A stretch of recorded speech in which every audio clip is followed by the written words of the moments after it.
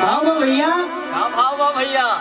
कौनो लड़की के शादी हो अगर मन पसंद लड़का से हो जाता हो गए। शादी भई लड़की अला अपना घरे घरे अला के बाद सुहाग रात के दिन वो भगवान जी से कह करी कि दिखाए भगवान हो जौना दिन की हमके बेसब्री से इंतजार है आ गई कहते किए भगवान जी कैसे? आज ई रात के राते रहती बिहान मत होके दी। अरे वो तो मनाइबे करी रतिये रहे बिहान ना होके दिए कैसे कैसे? कि आज हाँ पहिला मिलनवा मिलल सजनी के साजनवा कि हमारी अंगियन गुलाब नियन खिलल बाबा दनवा। यो बस सुनी सुनी भगवान जन बिहान होके दी। सुनी सुनी भगवान जन बिहान होके दी। आज राजा जी के कोरवे में जवान होके दी। आज राजा जी के कोरवे में जवान होके दी। आज राजा जी के कोरवे में जवान होके दी। आज राजा जी के कोरवे में जवान होके दी। और का भैलू मा भाई कहतरी कैसे कहतरी हो कि हमारा जो सपना रहे और कहतरी कैसे?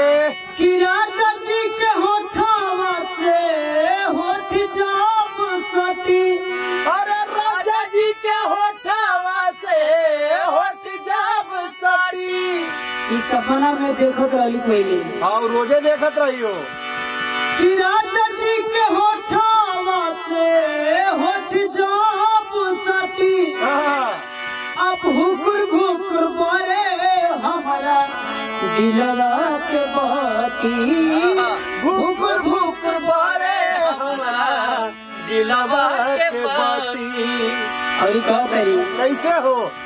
कि रात भर लब के दरियवे लब के नदी में कूद के लिए अपन जान दे देली।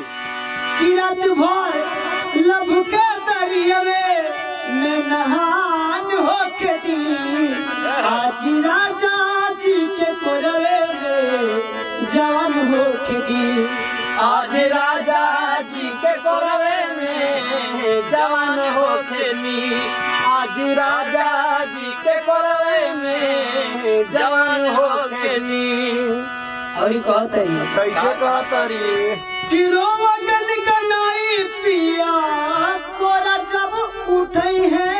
अरे जब कोरा में उठई है तो गनगनाइबे करे हो।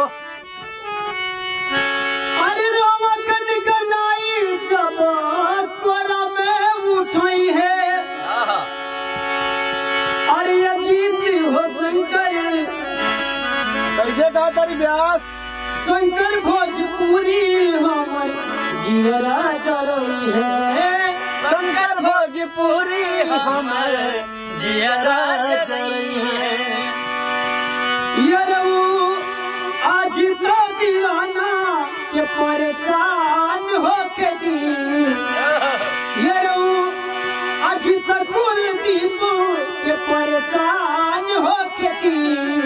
आज राजा जी के कोरवे में जवान होके दी। आज राजा जी के कोरवे में जवान होके दी। आओ भैया आज राजा जी के कोरवे में जवान होके दी। आज हाँ पहिला मिलनवा मिलल सजनी के साजनवा।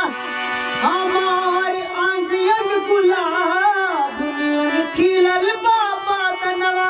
ए भगवान जी कैसे हो? कि सुनी सुनी भगवान जन बिहान होके दी। सुनी सुनी भगवान जन बिहान होके दी। आज राजा जी के कोरवे में जवान होके दी।